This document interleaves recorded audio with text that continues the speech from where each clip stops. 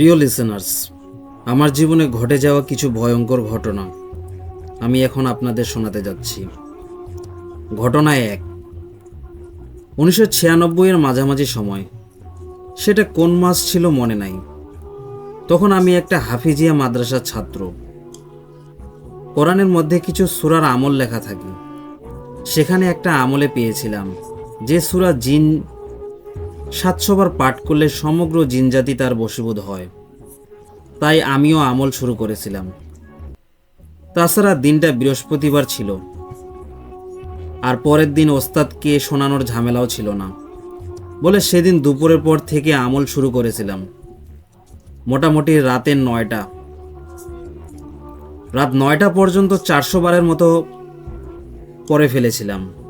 বাড়ি ফেরার সময় আমার কোরআন মাজিদটা বুকে নিয়ে আরেক হাতে তসবি নিয়ে সূরাটা পড়তে পড়তে বাড়ির কাছে চলে আসছি। এমন সময় আমার চেয়ে প্রায় 3 গুণ লম্বা একটা লোকের মুখোমুখি হয়েছিলাম। লোকটা আমার তসবি ধরা হাতটা চেপে ধরে প্রশ্ন করেছিল, তুই কি পড়তাছস? বলে রাখা ভালো, লোকটার গায়ে একটা পোশাক ছিল যে ওই রকম পোশাক আমি কোনোদিন কোনো মানুষকে পরতে দেখি নাই। অন্ধকারের মধ্যেও লোকটার চোখ, মুখ, চেহারা স্পষ্ট দেখা যাচ্ছিল উজ্জ্বলভাবে। মোটা মোটা ভ্রু, কয়লার আগুনের মতো চোখ দুটি যেন আমাকে সম্মোহিত করে ফেলেছিল। আমি তার প্রশ্নের উত্তরের এমন গগন বিদারী চিৎকার দিয়েছিলাম যে যদি আমার চিৎকারের অনুভূতি তার উপর কাজ করত, তাহলে আমি নিশ্চিত তার কানের পর্দা ফেটে যেত। আমি চিৎকার করার পর লোকটা আমার হাত ছেড়ে দিয়েছিল। সে হাত ছেড়ে দিয়ে বলেছিল, যা, চলে যা এখান থেকে, আর কোনোদিন এইসব পড়বি না। ছাড়া পাওয়া মাত্র আমি এক দৌড়ে ঘরের দরজার সামনে গিয়ে পরেই অজ্ঞান হয়ে যাই। আর অজ্ঞান হওয়ার পূর্ব মুহূর্ত পর্যন্ত কোরআন মাজিদ বুক থেকে ছাড়ি নাই। পরের দিন থেকে আমার এমন জ্বর শুরু হয়েছিল যে 1 মাস পর্যন্ত অসুস্থ ছিলাম। 1 মাস পরে সুস্থ হয়েছিলাম। ঘটনা 2। উপরোক্ত ঘটনার সময় আমার বয়স 13 বছর ছিল।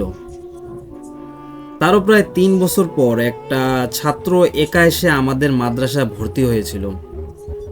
তার নাম ছিল মোক্তার। দেখতে আমাদের বয়সী ছিল। সে আসার পর থেকে তার আচরণে অদ্ভুত কিছু ব্যাপার লক্ষণীয় হতে লাগলো। সে তেমন কারোর সাথে মিশত না, আর সব সময় একা থাকতো। আমাদের খাওয়ার সময় সে যেন কোথায় চলে যেত। জিজ্ঞেস করলে বলতো, আমি বাইরে খেয়েছি, এখানকার খাবার আমার ভালো লাগে না। এমন আরও কিছু আজব ব্যাপার ছিল তার চরিত্রে। যাই হোক, মূল ব্যাপারে আসা যাক। আমাদের ওস্তাদের কঠোর নিষেধ ছিল, রাত 11টার পর টয়লেটে যাওয়ার জন্য দরকার হলে, যে কারো যদি দরকার হয় টয়লেটে যাওয়ার জন্য, সে যেন একজনকে তার সাথে নিয়ে যায়। প্রয়োজনে অন্য কোনো ছাত্রকে যেন অবশ্যই সে নিয়ে যায়। একদিন রাত 12টার দিকে আমার এক বন্ধু আওলাদ হোসেনকে নিয়ে টয়লেটে গেলাম। গিয়ে তো দুইজনই অবাক হয়ে গেলাম। দেখি মসজিদের বারান্দায় বসে মোক্তার কোরআন পড়তেছে। টয়লেটে আসার সময় নিজের চোখে দেখেছি যে ও হাসান ভাইয়ের সাথে ঘুমাচ্ছে। দুই জায়গায় একজনকে দেখে খুব অবাক হয়েছিলাম। পরে মোক্তারকে ডাক দিয়ে বললাম, তুমি এখানে আসলা কিভাবে? তাকে যে মাদ্রাসা ঘুমাতে দেখেছিলাম, ব্যাপারটা দুজনেই চেপে গিয়েছিলাম ভয়ে। মজার ব্যাপার হলো, মোক্তার আমাদের প্রশ্নের উত্তর না দিয়ে সে হাতে পায়ে ধরে কান্নাকাটি করেছিল আর বলছিল, ভাই, তোমরা হুজুরকে কিছু বলো না, উনি জানলে আমাকে মাদ্রাসা থেকে বের করে দিবে। পরে আমি বললাম, ঠিক আছে, বলবো না, তুমি আর এমন করো না। পরবর্তীতে আমি কথা রাখলেও আওলাদ কথা রাখতে পারেনি। সে পুরো ঘটনার বৃত্তান্ত অনেকের কাছে প্রকাশ করে দিয়েছিল। এরপর ব্যাপারটা 2 কান থেকে 6 কান হতে বেশি সময় লাগে নাই।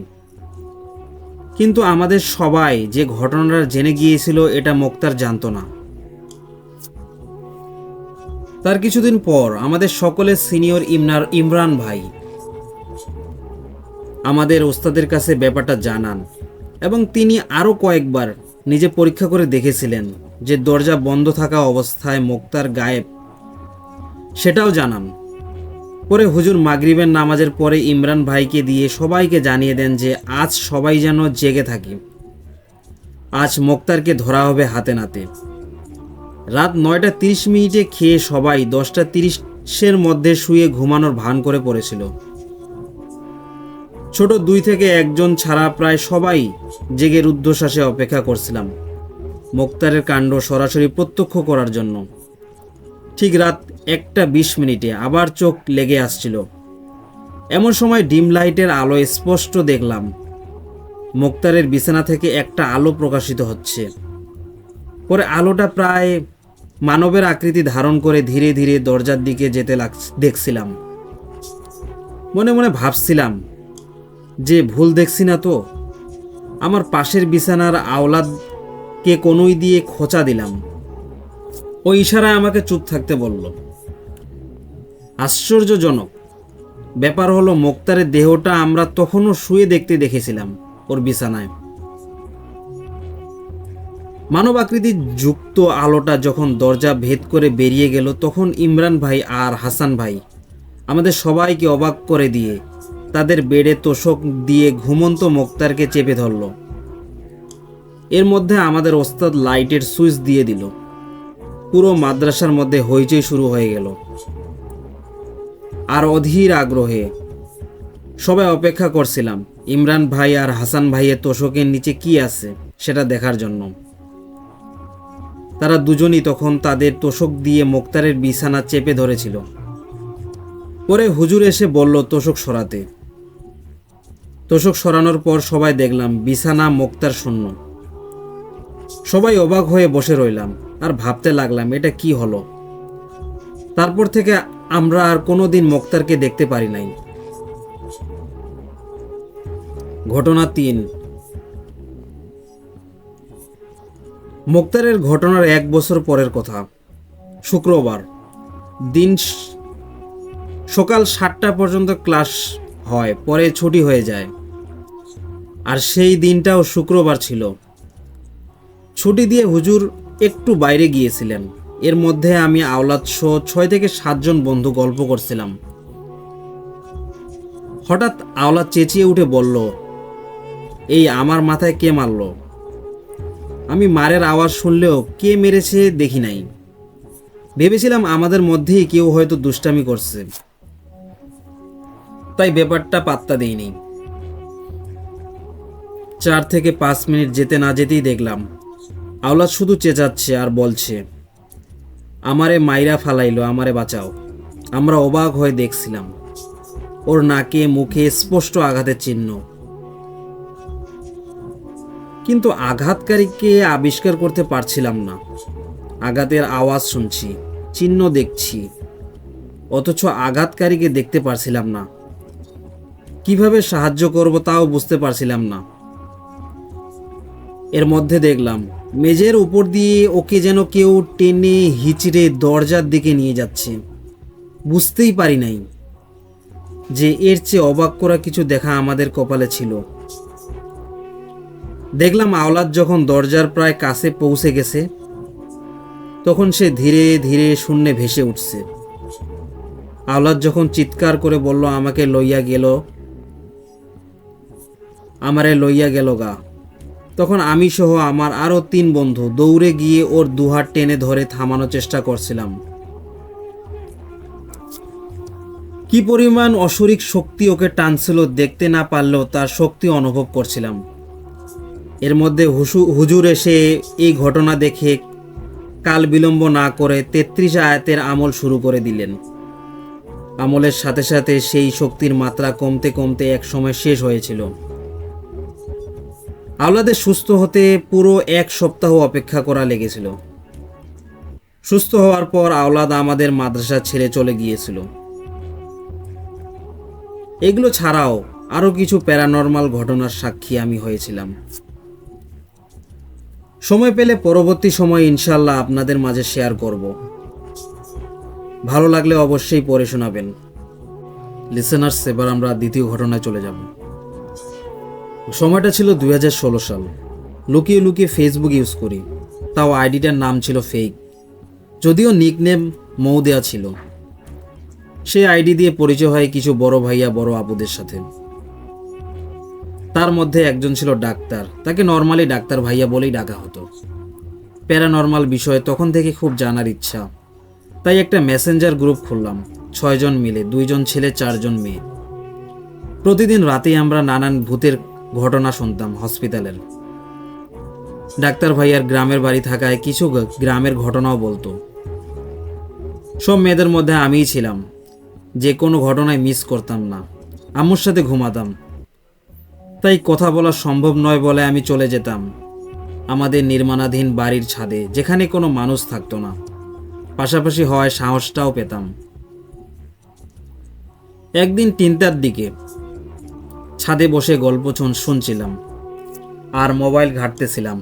হঠাৎ করেই ডাক্তার ভাইয়া জিজ্ঞেস করতে লাগলো, আচ্ছা, আমাদের মধ্যে ছাদে কে আছো? আমি তো বলিনি আমি ছাদে, কারণ তারা কেউ জানতোই না আমি আম্মুর সাথে ঘুমাই, আর আমার বাসা কই এটাও কেউ জানতো না। তো আমিও আর সবার মতোই না করলাম যে আমি রুমে আসি, ছাদে নই। ভাইয়া বলল, আচ্ছা, তাহলে মনে হয় আমার ভুল। এই বলে ভাইয়া চুপ হয়ে গেল।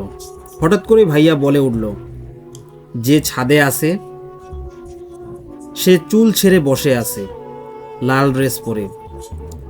আমি অনেক অবাক হয়ে গেলাম আর ভয়ও পাচ্ছিলাম। এরপর সে একে একে বলতে লাগলো, সে পা ঝুলিয়ে বসে আছে।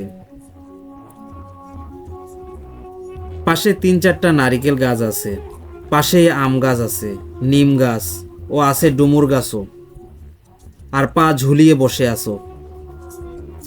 আমি তখন প্রায় কান্নাই করে দিয়েছি, এমন অবস্থা। আমি পা তুলে পিছনে ঘুরবো এমন সময় ভাই বলে উঠে,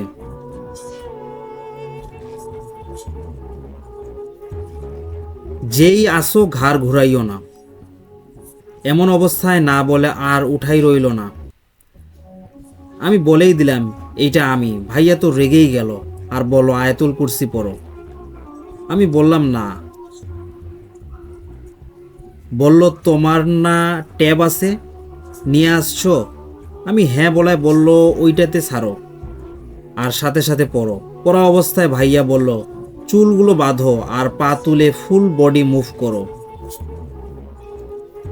বডি মুভ করা মাত্রই আমি দেখলাম আমার সামনে 2টা কালো বিড়াল, যার শরীর ছিল কুকুরের মতো বড় আর মুখ ছিল বিড়ালের মতো। আমি জোরে জোরে দরুদ পড়তে পড়তে দেখি বিড়াল 2টা ছাদের একপাশে গিয়ে গায়েব হয়ে গেল।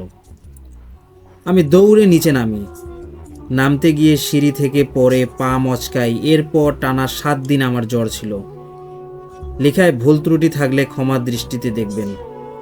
এমন আরো ছোট ছোট ঘটনা আছে, আপনি বললে শেয়ার করব।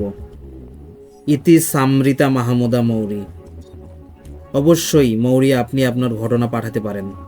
লিসেনার্স, আপনারাও আপনাদের ঘটনা পাঠাতে পারেন আমাদের ইমেল অ্যাড্রেসে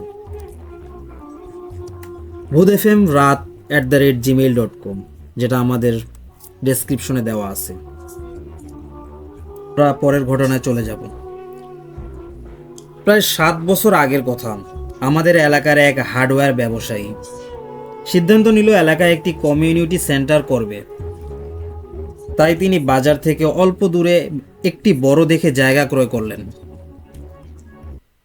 জায়গা ক্রয়ের সাথে সাথে তিনি এর চারপাশে সাইড ওয়াল করে ফেললেন। কিন্তু জমি ক্রয় করতে অনেক অর্থ ব্যয় হওয়ার কারণে সিদ্ধান্ত নিলেন কমিউনিটি সেন্টার তৈরির কাজ আরও পরে শুরু করবেন। আপাতত পাহারা দেওয়ার জন্য এক মহিলাকে তার পরিবার সহ সেখানে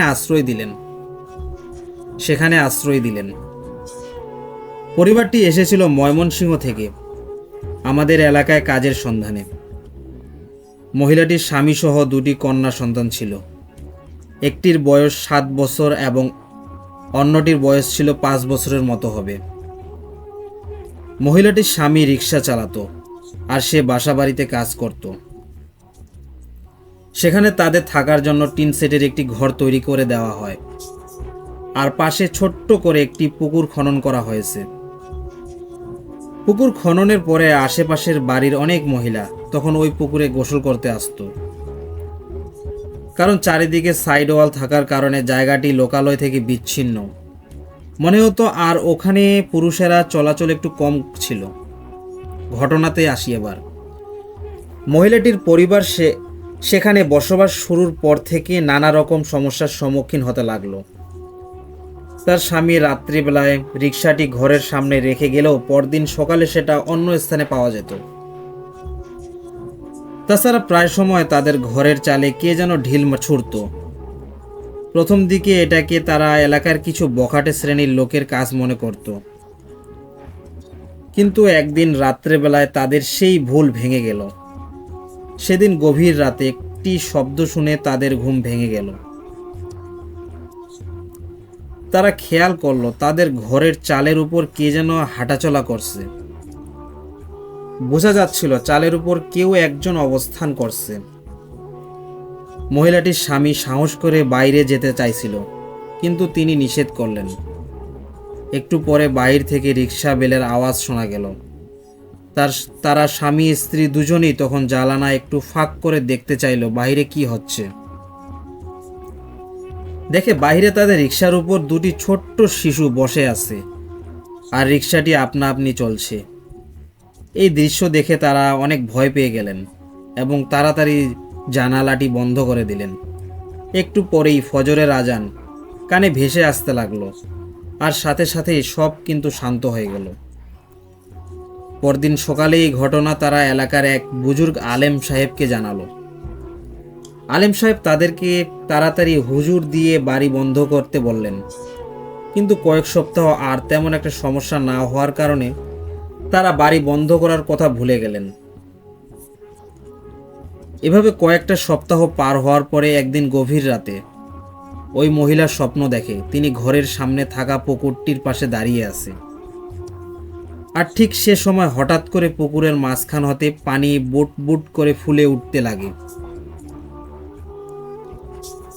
এর কিছুক্ষণ পরে পুকুরের তলদেশ থেকে দুটি ছোট্ট শিশুর লাশ ভেসে ওঠে। এই ভয়ঙ্কর দুঃস্বপ্ন দেখে তার ঘুম ভেঙে গেল এবং পুরো রাত তিনি জেগে কাটিয়ে দিলেন। কিন্তু পরে দেখল কে নিজকে একটি দুঃস্বপ্ন মনে করে তেমন একটা গুরুত্ব দিলেন না। এর কিছুদিন পরে তিনি আবার স্বপ্ন দেখলেন তার ঘরের সামনে দুটি লাশ পড়ে আছে, আর তিনি বিলাপ করতে করতে কান্নাকাটি করছেন, কিন্তু এবারও এটিকে তেমন গুরুত্ব দিলেন না। একদিন সকালে মহিলাটি ও তার স্বামী কাজ করতে বাইরে চলে গেলেন। তাদের মেয়ে দুটি তখন বাড়িতে ছিল। সেদিন পুকুরে গ্রামের অন্যান্য মহিলাদের সাথে তারা দুই বোনও গোসল করতে পুকুরে নামলো। সবাই গোসল সেরে উঠে গেল ও তারা দুই বোন তখনও পুকুরে সাঁতার কাটছিল। একসময় গ্রামের মহিলারা সবাই যে যার বাড়িতে চলে গেলেন। বিকেলের দিকে মহিলাটি বাড়ি ফিরে এসে দেখে তার মেয়ে দুটি ঘরে নাই। রান্নাঘরে গিয়ে দেখে রান্না করা ভাত পাতিলে পড়ে আছে। এক সময় চারিদিকে সন্ধ্যা ঘনিয়ে আসে, অথচ তার মেয়ে দুটি এখনো ফিরে আসেনি। এবার তিনি আশেপাশের বাড়িগুলোতে খুঁজতে বের হলেন, কিন্তু কোথাও তাদের খোঁজ পেলেন না। এই ঘটনা জানাজানি হয়ে গেলে এলাকায় তখন মাইকিং করে তাদের সন্ধান চাওয়া হয়, কিন্তু কোথাও তাদের হদিস পাওয়া গেল না। পরদিন সকালে গ্রামের মহিলাদের পরামর্শে পুকুরে খুঁজে দেখার সিদ্ধান্ত হলো, কিন্তু সবার মাঝে কেমন একটা ভয় কাজ করছে, তাই কেউ পুকুরে নামতে রাজি হয়নি। পরে জাল ফেলে খোঁজার সিদ্ধান্ত হলো। বিভিন্ন পাড় থেকে একের পর এক জাল ফেলতে লাগলো পুকুরে। ঘণ্টাখানেক চেষ্টার পরে এক সময় মেয়ে দুটির লাশ জলের সাথে ভেসে ওঠে। পরে কিছু লোক গিয়ে লাশ দুটিকে জল থেকে উপরে তুলে আনে। এই ঘটনার পরে সর্বহারা সেই মহিলাটি এলাকা ছেড়ে চলে যায়। এরপর আর কোথাও এই মহিলাকে দেখা যায়নি।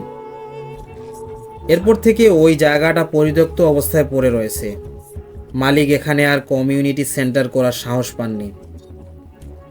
ভালো লাগলে অবশ্যই ঘটনাটি পড়ে শোনাবেন।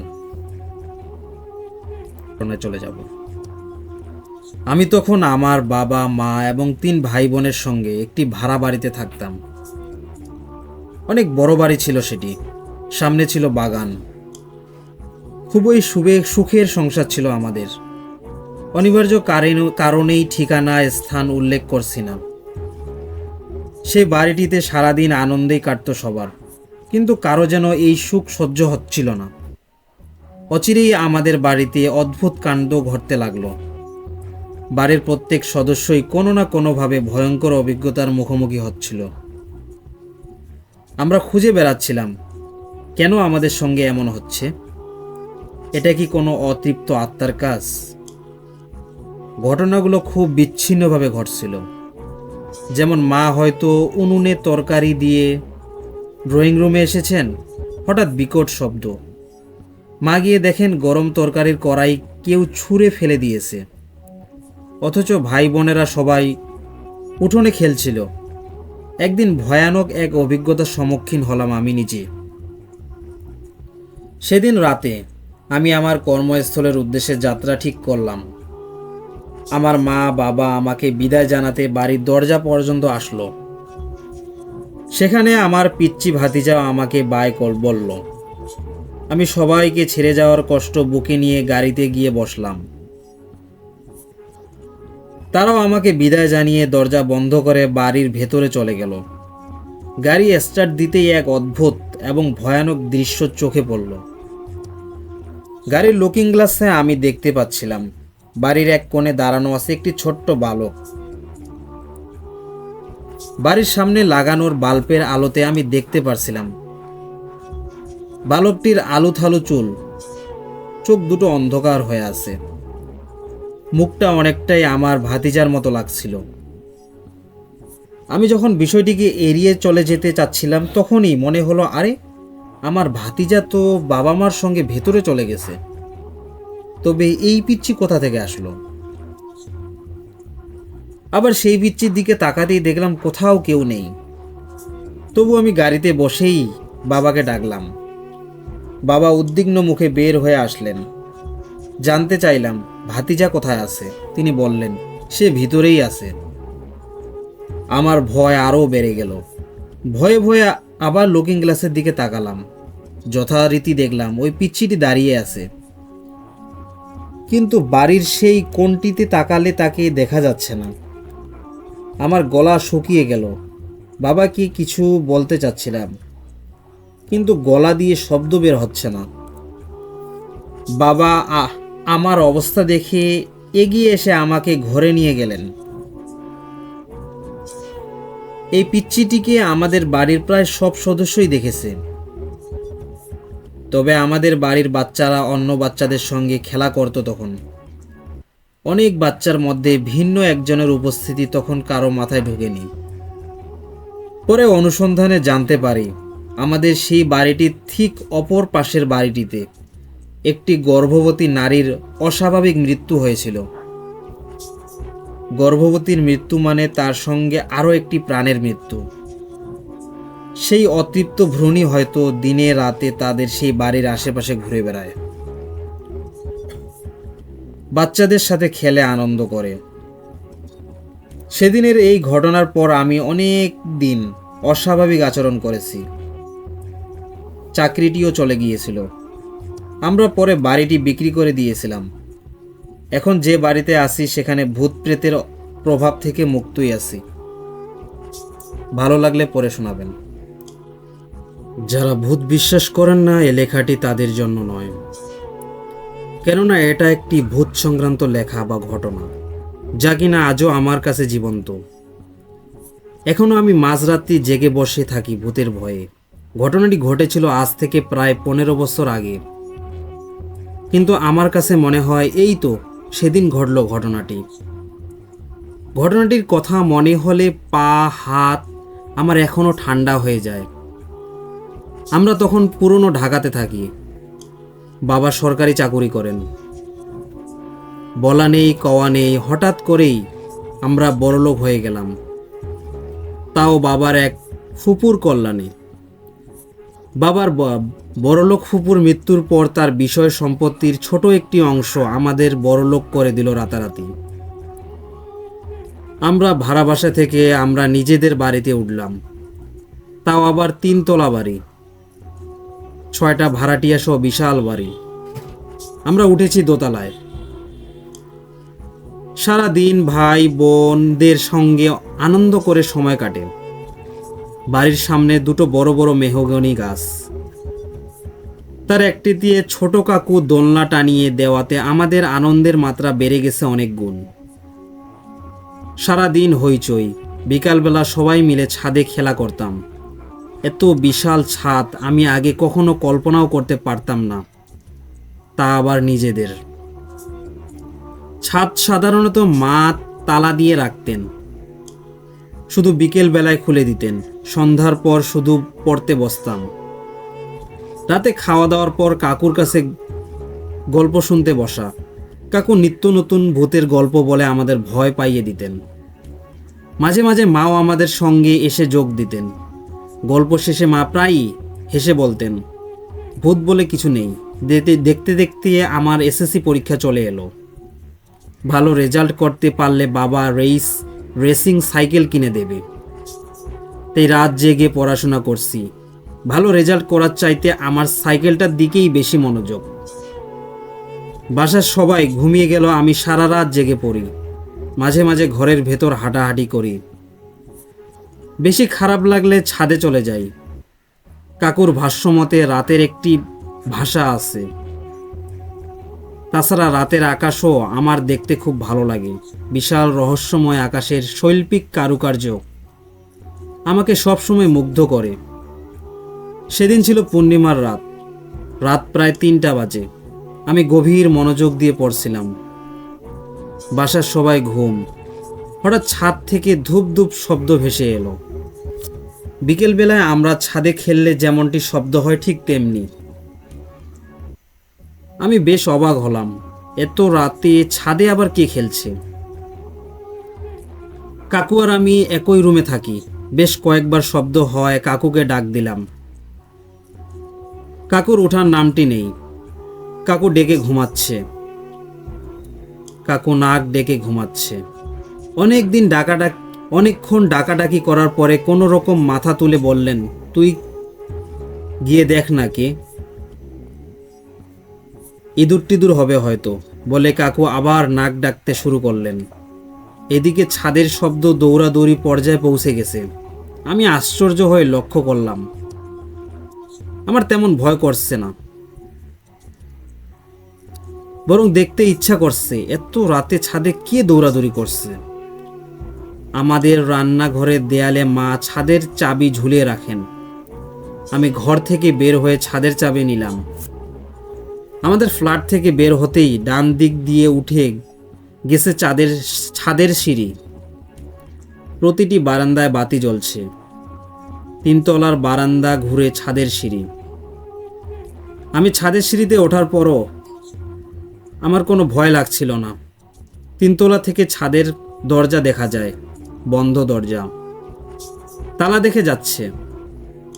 তবে ছাদে শব্দ করছে কে? আমি ছাদের তালা খুলে ফেললাম। চাঁদের আলোয় ছাদ ভেসে যাচ্ছে। ছাদে বের হলেই সামনে রবিন চাচ্চুদের 4 তলা বাসা। রবিন চাচ্চুদের বাসা থেকে আমাদের পুরো ছাদটা দেখা যায়। ছাদের এ মাথা ও মাথা বেশ ভালো করে দেখলাম, কেউ নেই। আমি বেশ অবাক হলাম, তাহলে শব্দ করলো কে? পানির ট্যাঙ্কির উপরেও দেখলাম, কেউ নেই। এবার কিন্তু আমার গা বেশ কেমন ছমছম করছে। আশেপাশের বাড়িগুলোর দিকে বেশ কয়েকবার তাকিয়ে আমি নিচে নেমে এলাম। ঘরে এসে ডকডক করে 2 গ্লাস পানি খেলাম। এমনিতেই আমি বারবার হিসু পাই বলে রাতেবেলা পানি কম খাই, কিন্তু সেদিন তেষ্টা যেন আর মিটছিল না। 2য় গ্লাস পানি শেষ করার মুহূর্তে আবার ধূপ ধূপ শব্দ ভেসে এলো। আমি গ্লাসটি রেখে উঠে পড়লাম। ছাদের সিঁড়িতে এসে দেখি ছাদ তালা মারাই আছে, দরজা বন্ধ, কিন্তু দরজার ওপাশেই কে যেন দৌড়াচ্ছে। আমি কিছু বুঝতে পারছিলাম না। আমি ভয়ে ভয়ে তালা খুলে ছাদে এলাম। আবারও চাঁদের আলোয় চোখ ভেসে গেল। আমি পুরো ছাদ বেশ ভালো করে দেখলাম, না, কেউ নেই। নিজেকে কেমন বোকা বোকা মনে হলো। নিজেকে সান্ত্বনা দিলাম, হয়তো রাত জেগে পড়ার ফলে উল্টাপাল্টা শব্দ শুনছি। ছাদ তালা দিয়ে নামার জন্য পেছন ঘুরতেই চমকে উঠলাম। হাতের ডান পাশে সিঁড়ির শেষ মাথার ছাদের দেয়াল ঘেঁষে কে যেন বসে আছে। ভয়ে আমার বুক তখন হাঁপারের মতো উঠানামা করছে। আমি কোনো রকম জিজ্ঞেস করলাম, কে কে ওখানে? হালকা আলো স্পষ্ট দেখা যাচ্ছে, দু হাঁটুর মাঝখানে মাথা রেখে কে যেন বসে আছে। ছোট্ট শরীরটা দেখে 8 বছরের বাচ্চা বলে মনে হলো। আমি কানে তখন কিচ্ছু শুনছি না, চোখেও ভালো করে দেখছি বলে মনে হলো না, শুধু তাকিয়ে আছি আর জোরে জোরে চিৎকার করে জিজ্ঞেস করছি, কে কে ওখানে? বেশ কয়েকবার চিৎকার করতেই সামনে বসে থাকা কায়াটা হাঁটু থেকে মাথা তুলে আমার দিকে তাকালো। ভয়ে আমি চমকে উঠলাম। জাপানি ভূতের সিনেমায় দেখা 8-9 বছরের একটি ছেলে আমার দিকে হাঁটু থেকে মুখ তুলে তাকালো। বড় বড় দুটো চোখ, সমস্ত মুখ কেমন ফ্যাকাশে হয়ে আছে। অনেকক্ষণ পানিতে ভিজলে চামড়ার যেরকম ফ্যাকাশে হয় তেমনটি। আমি আরো জোরে চিৎকার করলাম, কে কে?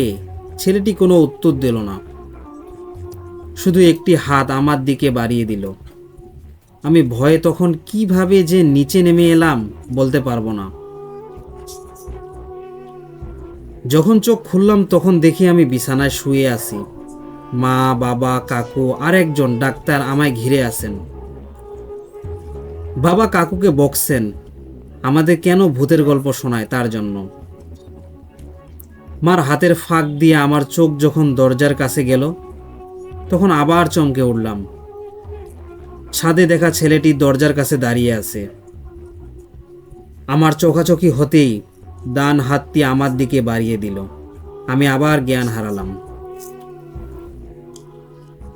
সেবার আমাকে অনেক দিন হাসপাতালে থাকতে হয়েছিল, কিন্তু আশ্চর্যের বিষয়, সে রাতের পর ওই ছেলেটিকে আর কোনোদিন দেখা যায়নি। আমাদের ছাদে আর দেখা যায়নি তাকে। সে রাতে অবশ্যই আরেকটি ঘটনা ঘটেছিল। সেটি হলো আমাদের পাশের বাসার রবিন চাচ্চু মারা গিয়েছিল। ভালো মানুষ হঠাৎ নাকি কি দেখে খুব ভয় পেয়েছিলেন। ভাইয়া, এ দুটো ঘটনার মাঝে কোনো মিল আছে কি না আমি বলতে পারবো না, আপনারা ভেবে দেখুন। আজ তবে এখানেই ইতি। ভালো লাগলে অবশ্যই পড়ে শোনাবেন। লিসেনার্স, এবার আমরা আজকের শেষ ঘটনাতে চলে যাব। ঘটনাটি ঘটেছিল এক প্রবাসী ভাইয়ের সাথে। আজ সকাল থেকে বৃষ্টি হচ্ছে। এই বৃষ্টি মাথা নিয়েই ক্লাস করে কাজ শেষে সন্ধ্যায় আমার হোস্টেলে ফিরলাম। মাত্র কয়েকদিন হলো আমি এই প্রবাসের জীবনের দিন রাত পার করছি। লিফটের সামনে দাঁড়িয়ে ওপেন বাটনে চাপ দিলাম।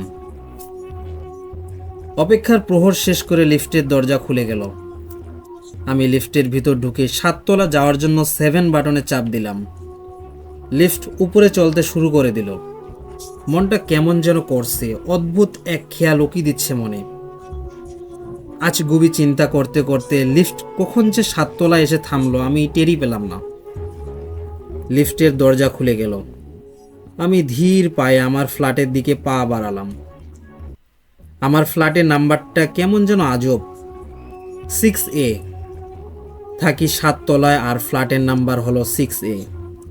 গাটা সম সম করছে, মনে হচ্ছে অশুভ কিছু একটা হতে যাচ্ছে। অশুভ কিছু একটা যেন অপেক্ষা করছে আমার জন্য। সব ভয় দূর করে দরজা খুলে ফ্ল্যাটে ঢুকলাম। আজ কেউ নেই বলেই বিভিন্ন চিন্তার দানা বাঁধছে মনের ভিতর। আমাদের ফ্ল্যাটে মোট আমরা 8 জন থাকি। আজ কেউ নেই রুমে। 3 জন ছেলে দেশে গিয়েছে হলিডেতে, আর বাকি ছেলেগুলোর আজ রাতে কাজ। ফ্ল্যাটে ঢুকে রুমগুলোর বাতি জ্বালিয়ে ফ্রেশ হয়ে লিভিং রুমে গিয়ে টিভি দেখতে বসে গেলাম। এছাড়া আপাতত আমার আর কোনো কাজ নেই। ঝিরিঝিরি বৃষ্টি হচ্ছে এখনো বাইরে, অন্ধকারে ছেয়ে গেছে পুরো আকাশ। আমি টিভি দেখছি সোফায় গা হেলিয়ে দিয়ে। আমাদের হোস্টেলে স্কাই টিভি নাই, তাই একটা ডিভিডি চালু করে দিলাম। হিন্দি ছবি আমার ভালো লাগে না, তারপরও দেখতে থাকলাম এক মনে। হঠাৎ টয়লেটের কল থেকে পানি পড়ার শব্দ কানে আসলো। ভ্রুকটি করে অলসতা ভেঙে টয়লেটের দিকে গেলাম। মনে হয় ভুলে গিয়েছিলাম কল বন্ধ করতে। যখন মুখ হাত ধুয়েছিলাম সম্ভবত তখন, তো কল বন্ধ করে আবার সোফায় গিয়ে বসলাম। আবার টিভি দেখায় মন দিলাম, কিন্তু আবারও টয়লেট থেকে পানি পড়ার শব্দ শুরু হলো। কি ব্যাপার? আমি না এইমাত্র কল বন্ধ করে দিয়ে আসলাম। নিজে নিজেই প্রশ্ন শুরু করলাম টয়লেটের দিকে তাকিয়ে। আবারও সোফা থেকে উঠে গেলাম টয়লেটে কল বন্ধ করার জন্য। টয়লেটে গিয়ে দেখলাম আবারও পানির কল থেকে পানি পড়ছে। আবারও ভালো করে বন্ধ করলাম। সোফার কাছে আসতে না আসতেই আবারও টয়লেটের সবগুলো কল থেকে পানি পড়ার শব্দ পেলাম।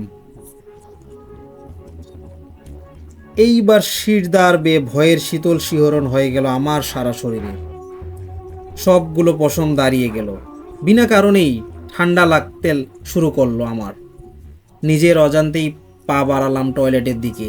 প্রতিটা কদম যেন এক মনের মতো ভারী হয়ে গেছে। ভয়ে ভয়ে টয়লেটের দিকে যাচ্ছিলাম। টয়লেটের ভিতর উকি দিয়ে দেখলাম সবগুলো কল থেকে একসাথে পানি পড়ছে। কাপা কাপা পায়ে টয়লেটের ভিতর ঢুকলাম। বাতি জ্বালিয়ে কলগুলোর দিকে এক দৃষ্টিতে চেয়ে রইলাম কিছুক্ষণ। তারপর ভীত সন্তুষ্ট হয়ে কলগুলো বন্ধ করে দিলাম। খুব টাইট করে কলগুলো বন্ধ করে আবারও ফাইনাল চেক করে টয়লেট থেকে বের হলাম। ধীর পায়ে আবারও লিভিং রুমে গিয়ে সোফায় বসে হিন্দি ছবির দিকে মনোযোগ দেওয়ার চেষ্টা করতে লাগলাম। আর মন থেকে সব ভয় দূর সরানোর চেষ্টা করলাম। হঠাৎ টিভির শব্দ বন্ধ হয়ে গেল আর কান্নার সুর ভেসে আসতে লাগলো। কান্নার সুর শুনে মনে হচ্ছে কোনো মেয়ে ফুপিয়ে ফুপিয়ে কান্না করছে। ঠিক বুঝে উঠতে পারছি না কোথা থেকে কান্নার শব্দটা আসছে। আমি এবার সোজা হয়ে বসলাম। কান দুটো খাড়া করে বোঝার চেষ্টা করতে লাগলাম কোন ঘর থেকে শব্দটা আসছে। আমি সোফা থেকে উঠে দাঁড়ালাম আর ভয়ে ভয়ে এদিক সেদিক দেখতে লাগলাম। আমার কাছে মনে হতে লাগলো টয়লেট থেকে কান্নার শব্দটা ভেসে আসছে। আমি টয়লেটের কাছে আসলাম আর খুব ভালো করে শোনার চেষ্টা করলাম আসলে ব্যাপারটা কি। আমার কি হ্যালুসিনেশন হচ্ছে? টয়লেটের দরজার কাছে আসতেই মনে হলো কে যেন ভিতর থেকে হাতে নখ দিয়ে দরজার গায়ে আঁচড় কাটছে।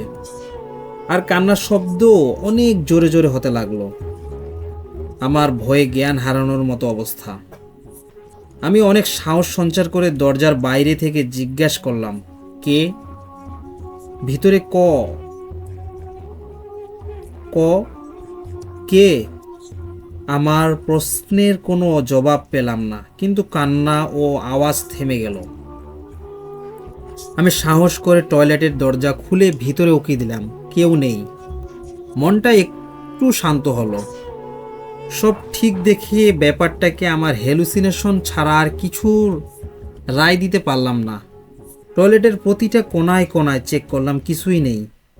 সব কিছুই ঠিক আছে। মিশে মিশে ভয় পাচ্ছি। কাল রাতে ঘুমায়নি তো, তাই এমনটা লাগছে। মন থেকে ভয় ঝেড়ে ফেলে টয়লেট থেকে বের হওয়ার সময় ঘটল অঘটন। আমি যেই না টয়লেট থেকে বের হব ঠিক তখনই আমার বাম হাতটা কে যেন পিছন দিক থেকে চেপে ধরল। হিম শীতল একটা অনুভূতি বয়ে গেল আমার সারা শরীরে। মৃতদের শরীর কি এত ঠান্ডা হয়ে থাকে? সজোরে কে বলে চিৎকার দিয়ে পিছন দিকে ফিরে তাকালাম। কেউ নেই। আশ্চর্য, কেউ নেই। অথচ আমার মনে হলো আমার হাত কে যেন চেপে ধরেছে। আমি স্পষ্ট অনুভব করেছি যে কেউ আমার হাত চেপে ধরেছে বরফ শীতল একটা শক্ত হাত দিয়ে। কেউ নাই, পুরো টয়লেট খালি। আমি ভয়ে ভয়ে টয়লেটের দরজা লাগিয়ে দিয়ে লিভিং রুমের দিকে পা বাড়ালাম আর বারবার পিছনে ফিরে টয়লেটের দরজার দিকে তাকাতে থাকলাম। লিভিং রুমে এসে দেখি টিভি ঠিকঠাক চলছে, কোনো ডিস্টার্ব নেই। আমি আবারও সোফায় বসে টিভি দেখায় মন দিলাম। বাম হাতটা কেন জানি একটু ব্যথা করছে। আমি আমার ডান হাতটি দিয়ে বাম হাতে ঘষতে লাগলাম। হঠাৎ করে টিভিটা বন্ধ হয়ে গেল, অথচ ঘরে বিদ্যুৎ আছে। আমি লিভিং রুমের লাইটগুলো জ্বালিয়ে রেখেছিলাম, এগুলো জ্বলে আছে। আমি কিছু বুঝে ওঠার আগেই টিভি আবার চালু হলো। প্রথমে ব্লাঙ্ক, তারপরে ঝিরিঝিরি হতে লাগলো। কিছুই বুঝতে পারছি না কি হচ্ছে এইসব আমার সাথে। আমি কি পাগল হয়ে যাব? রিমোট নিয়ে চ্যানেল পাল্টাতে থাকলাম, কিন্তু কোনো কাজ হলো না। ঝিরঝির শব্দ আর ঝিরঝির শব্দ। আরে ওটা কি? টিভিতে কিছু একটা যেন দেখতে পেলাম না আমি। একটা মেয়ের ছবি, অস্পষ্ট ঝিরঝির। আরে টিভি থেকে যেই কান্নার শব্দ ভেসে আসছে তার সাথে একটা গোঙানির শব্দ। টয়লেটের সেই শব্দটা আবারও কানে আসতে শুরু করলো। কেউ যেন তার নখ দিয়ে টয়লেটের দরজা আঁচড় কাটছে। মনে হচ্ছে হিংস্র কোনো পশু টয়লেটে আটকা পড়েছে। আমার টনক নড়ল। হচ্ছেটা কি এসব? আমি টিভির রিমোট দিয়ে টিভির চ্যানেল বদলাতে থাকলাম, কিন্তু কোনো কাজ হলো না। ঝিরঝির কিছুটা কমতে লাগলো আর গোঙানির শব্দ বাড়তে থাকলো। তার সাথে টয়লেটের আচার কাটার শব্দ। টয়লেটের আঁচড় কাটার শব্দও বাড়তে লাগলো। টিভির ঝিরঝির একেবারে চলে গেল। সেখানে আস্তে আস্তে একটা মেয়ের মুখ ভেসে উঠল।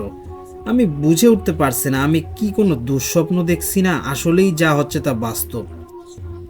টিভির মধ্যে মেয়ের মুখটা আস্তে আস্তে কেমন যেন বিকৃত হয়ে যাচ্ছে, আর টয়লেটের আঁচড় কাটার শব্দও কমে যাচ্ছে। ভয়ে আমার হাত পা অবশ হয়ে যাচ্ছে। আমি নড়াচড়ার শক্তি হারিয়ে ফেলেছি। টিভির ভিতরের মেয়েটার চেহারা পুরো বিকৃত হয়ে গেল, আর ওই বিকৃত চেহারার মধ্যে একজোড়া লাল টকটকে চোখ চেয়ে আসে আমার দিকে। হঠাৎ অট্টহাসিতে ফেটে পড়ল মেয়েটা, আর টিভি থেকে হঠাৎ গায়েব হয়ে গেল। আর টিভিতে সেই ঝিরঝির দেখা দিল আবার। আমি হিমশীতল হয়ে বসে আছি, আমার গলা শুকিয়ে কাঠ হয়ে গেছে। শরীর যেন সোফার সাথে মিশে যেতে যাচ্ছে। ঠিক তখনই আমার মনে হলো কে যেন আমার পিছনে দাঁড়িয়ে আছে। আমার ঘাড় গরম নিঃশ্বাসের ছোঁয়া অনুভব করছি আমি। নিঃশ্বাসের ফোঁস-ফোঁস শব্দের সাথে পশুর গোঙানির মতো কেমন যেন একটা শব্দ আসছে আমার পিছন দিক থেকে। আমি ভয়ে আমসত্তা হয়ে গেলাম। পিছনে ঘাড় ঘুরিয়ে যা দেখলাম তা জীবনেও কোনোদিন ভুলব না। টিভির ভেতরে যে মেয়েটা ছিল সেই মেয়েটাই আমার পিছনে দাঁড়িয়ে আছে। আমার দিকে ওর সরু হাত দুটি বাড়িয়ে দিচ্ছে। আমি আর আমার নার্ভ সিস্টেমকে ঠিক রাখতে পারলাম না। আমি জ্ঞান হারানোর আগ পর্যন্ত যা দেখলাম তা হলো মেয়েটা আমার পা ধরে টয়লেটের দিকে টেনে হিঁচড়ে নিয়ে যাচ্ছে, আর আমি প্রাণপণে নিজেকে বাঁচানোর চেষ্টা করছি। হাতের নখগুলো দিয়ে ফ্লোরে খামচে ধরার চেষ্টা করে যাচ্ছিলাম। এরপর আর কিছু মনে নেই আমার। চোখ খুলে নিজেকে আবিষ্কার করলাম হসপিটালের বেডে শুয়ে আছি, আর পাশে বসে আছে আমার রুমমেট রঞ্জন। আমায় চোখ খুলে তাকাতে দেখে ও বলল, ডোন্ট মুভ। মাথায় শিলি লেগেছে 3টা। তুমি বাথরুমে পড়ে গিয়েছিলে কি করে? আমি বাথরুমে পড়ে গিয়েছিলাম? মৃদু কণ্ঠে নিজেকেই নিজে প্রশ্ন করলাম। তোমার মনে নেই কিছু? আমি রাতে বাসায় ফিরে দেখি তোমার শরীর আধা বাথরুমের ভিতরে আর আধা বাইরে পড়ে আছে, আর মাথা দিয়ে রক্ত পড়ছে। আমি আর দেরি না করে তোমাকে হসপিটালে নিয়ে আসলাম। রঞ্জন একটু থেমে আবার আমায় বলল, আচ্ছা ডাক্তার আমায় একটা কথা জিজ্ঞেস করেছিল। আমি মৃদু কণ্ঠে বললাম, কি? তোমার বাম হাতে আর বাম পায়ে কার যেন হাতের ছাপ। মনে হচ্ছিল তোমাকে কেউ খুব জোরে চেপে ধরে রেখেছিল। তার মানে আমি যা দেখেছিলাম তা সব সত্যি। মনে মনে কথাগুলো বললাম। আমি সাথে সাথে আমার বাম হাতের দিকে চাইলাম। হাতের মধ্যে স্পষ্ট দেখা যাচ্ছে 5টা আঙ্গুলের ছাপ। আমি কোনো মতে বসে আমার পায়ের দিকে তাকালাম, ওখানেও একই অবস্থা। বছরখানেক পর আমার শরীরে আজও সেই আঙ্গুলের ছাপ আছে। আজও আমি সেই দিনের কথা মনে করে নিজে নিজেই শিউরে উঠি। সেই ঘটনার পর আমি আর সেই হোস্টেলে থাকতে পারিনি। আমি হোস্টেল চেঞ্জ করে ডাবলিনের এক বাঙালির বাড়িতে পেইং গেস্ট হিসেবে উঠেছি। পরে খোঁজ নিয়ে জানতে পেরেছি যে ওই ফ্ল্যাট নং 6 এতে এর আগেও অনেক ঘটনা ঘটেছে। আমি প্রথম না, ওইটা একটা হন্টিং ফ্ল্যাট। আমি আসার পরও একে একে সবাই কিছু না কিছু অঘটনের শিকার হয়েছে। হয়তো কোনোদিনও এর কুল কিনারা পাওয়া যাবে না, কিন্তু কিছু একটা রহস্য আছে যা অজানাই রয়ে গেল।